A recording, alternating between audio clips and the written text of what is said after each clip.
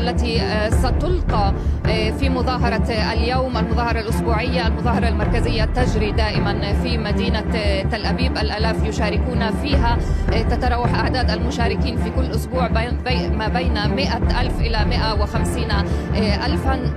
حركة لنغادر البلاد معا ترعب إسرائيل.